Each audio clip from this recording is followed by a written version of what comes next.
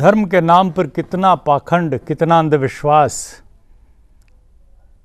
और किस तरीके से लोगों को बहकाकर, बरगलाकर उनकी धार्मिक भावनाओं का, आस्थाओं का, उनके अंदर जो एक श्रद्धा होती है उस अनंत के प्रति, ईश्वर के प्रति, अल्लाह ताला के प्रति या वाहिगुरु के लिए, उन सब का कैसे एक बड़े चालाकी के साथ दोहन होता है, कैसे उसका शोषण होता है, कैसे अपना उल्लू सीधा करने के लिए तमाम तरीके के धर्माचार्य उस भोले भाले इंसान के ऊपर टूट के पड़ते हैं।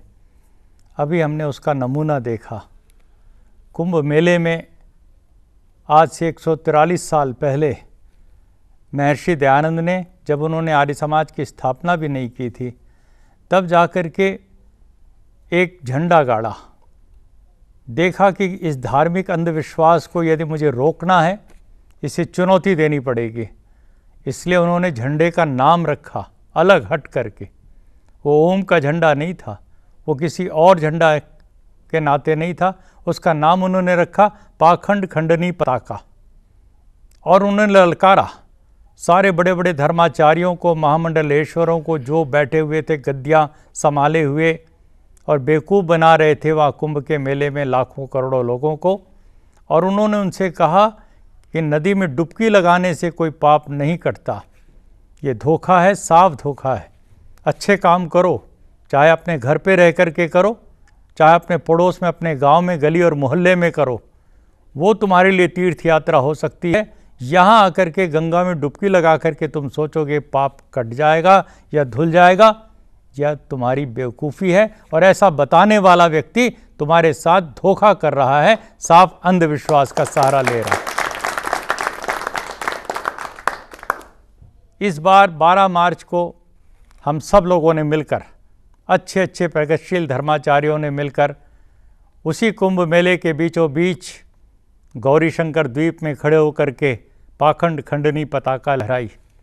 और सबको जाकर के, पूरे देश के लोगों को जाकर के हमने संवाददाता सम्मेलन के माध्यम से ये बात पहुंचाई कि डुबकी लगाने से कोई पाप कभी भी धुल नहीं सकता। कन्या भ्रूण हत्या बंद करो, शराब और सिगरेट और बीड़ी और गुटखा, इसका सेवन और ये नशा बंद करो ये दहेज का लेना और देना, बंद करो ये ऊंच नीच का भेदभाव, छुआछात, तो जाकर के शायद तुम्हारे समाज में कुछ पाप कम होगा। वरना डुबकी लगा करके तुम सोचोगे कि हम पाप से मुक्त हो गए और फिर आएंगे जम करके पाप करेंगे। और जब पाप का तुम्हारा पूरा भर जाएगा लबालब तुम्हारी ज़िंदगी का, तो एक डुबकी फिर लगा लेना 3 सेकंड की, सारे धुल जाएंगे पीछे के पाप। ये धोखा है। ये बताने के लिए हम पूरे 1 महीने से भी ज़्यादा उस कुंभ मेले में रहकर इस बात को एक एक बच्चे तक पहुंचाने की कोशिश कर रहे हैं। लेकिन जहां पर हम ये बात कह रहे हैं, वहीं पर एक बात और सुनाई पड़ रही है। हम तो पाखंड का खंडन करने के लिए वहां पर पहुंचे हैं, लेकिन जो पाखंड फैला रहे हैं, सुबह और शाम और रात और दिन के हिसाब से फैला रहे हैं, उनको सरकार की ओर से सहायता मिल रही है, उनको सब्सिडाइज़ किया जा रहा है। उनका खाना, पानी, पीना और सब कुछ, बिजली और तंबू और ज़मीन और जो भी कुछ उनको दिया गया, मुफ्त में दिया जा रहा है। क्यों? वो धर्माचार्य हैं। कैसे धर्माचार्य हैं?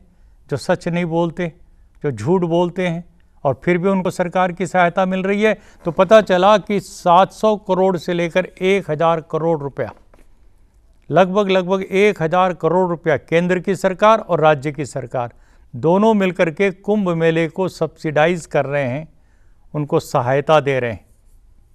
कुछ सड़कें मरम्मत करानी पड़ती, 2-4 घाट ठीक कराने पड़ते, 10-20 करोड़ रुपए से काम चल सकता था। लेकिन ये जो मुफ्त का माल जब आया है वहाँ पर बांटने के लिए, तो उसमें ऐसी लूट खसोट हो रही है कि बहुत से राजनेता भी उसमें शामिल हैं, बहुत से अफसर भी शामिल हैं। 1000 करोड़ रुपया सब्सिडी के नाम पर।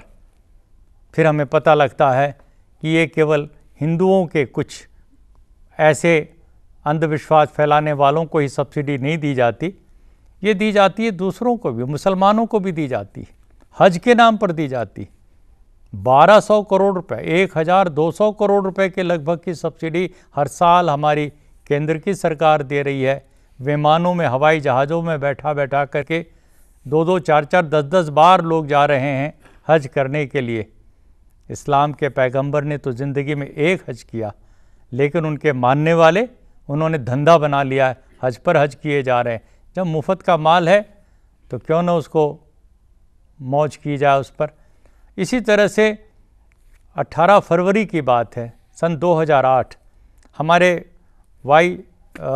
राजशेखर रेड्डी जी उस समय मुख्यमंत्री थे आंध्र प्रदेश के। उन्होंने आओ देखा ना ताओ एक बयान दे डाला और फिर उसके ऊपर मोहर लगा दी वहाँ के राज्यपाल ने अपने अभिभाषण में विधानसभा के अंदर, और कहा जैसे और मुसलमानों को मिल रही है हज की सब्सिडी तो ईसाइयों को भी मिलनी चाहिए।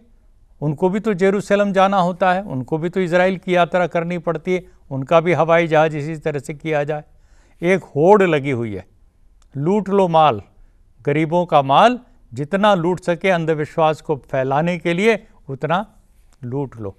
आज हम इसी पर चर्चा करने के लिए हमने आज स्टूडियो में बुलाया है, विचार मंथन करने के लिए, एक नवनीत निकाल करके पूरे देश को बताने के लिए हमारे बीच में वेदों के प्रकांड विद्वान और गुरुकुल चला करके जो पूरी की पूरी एक राष्ट्र को नए ढंग से संवारने वाले हमारे बीच में स्वामी प्रणवानंद जी महाराज। आपका अभिनंदन है स्वामी जी महाराज। आपने एक दर्जन के लगभग 12-15 के लगभग गुरुकुल खोले अपने जीवन में, और एक एक गुरुकुल की जो मैं जानता हूँ छवि है वो स्वामी श्रद्धानंद जी ने जैसे बनाए थे गुरुकुल, उस तरह की छवि आपने बनाई है। आपका बहुत बहुत अभिनंदन इस काम के लिए। हमारे बीच में हमारे पुराने साथी जो हमारे इस कार्यक्रम में कई बार आ चुके हैं, और मौलाना साहब आपको याद होगा, मौलाना अब्दुल हमीद नोमानी साहब जो जमीयत उलेमा हिंद के बड़े सरगना नेता हैं और दारुल उलूम देवबंद में भारतीय दर्शन के आप वहाँ पर प्रोफेसर हैं, उनके प्राचार्य हैं। मैं आपका बहुत बहुत खैर मकदम करता हूँ। यहाँ आने पर बहुत खुशी हुई। आपकी आवाज़ जब हम सुनते हैं तो एक प्रगतिशील आवाज़ सुनाई पड़ती, दकियानूसी लोगों की तरह नहीं, आप आगे बढ़ करके समाज का नेतृत्व करते हैं। हमारे बीच में शहीद आदम भगत सिंह जी के परिवार से जुड़े हुए, उनके सीधे भांजे का रिश्ता जिनसे बनता है, प्रोफेसर जगमोहन सिंह जी आज आए हुए हैं, और लुधियाना में आप प्रोफेसर हैं और हमारी प्रार्थना पर आप आज यहाँ पर पहुँचे हैं। प्रोफेसर जगमोहन सिंह जी, आप भी बताइएगा कि किस प्रकार से हमारे सिख समाज के जो धार्मिक नेता हैं इस प्रकार का अनुदान लेकर के धोखा दे रहे हैं। एक एक मिनट में आप बताएंगे स्वामी जी महाराज जी कि क्या इस तरीके से सरकार को कोई अनुदान देना चाहिए किसी भी धर्म संप्रदाय के अपने पर्व और उत्सव के लिए? स्वामी जी महाराज, मेरा अपना विचार यह है कि अनुदान की प्रक्रिया तो होनी चाहिए, पर उसके ऊपर नियंत्रण बहुत अच्छा होना चाहिए। बेईमान अफसर या अधिकारी या नीचे का जो संत वर्ग है, उनमें जो 420 करने वाले जो लोग चतुराई से, जो कि सरकार से भी अनुदान लेते हैं और इसके साथ साथ अपने भक्तों से, जनता से भी अनुदान लेते हैं, और फिर भी वो अपने आश्रमों में और हर जगह वो टोटा दिखाते हैं, जबकि विद्या और धर्म की उन्नति के लिए उनको इस अनुदान का लाभ उठाना चाहिए।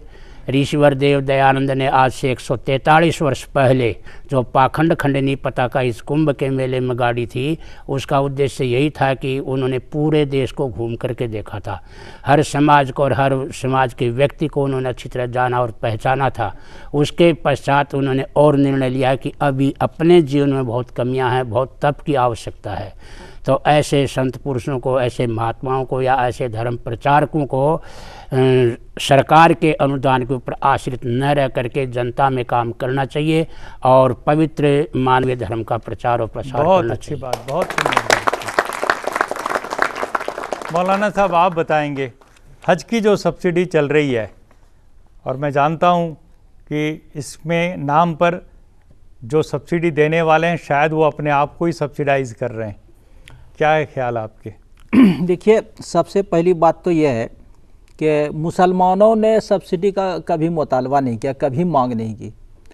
ये जो एयर इंडिया का जो घाटा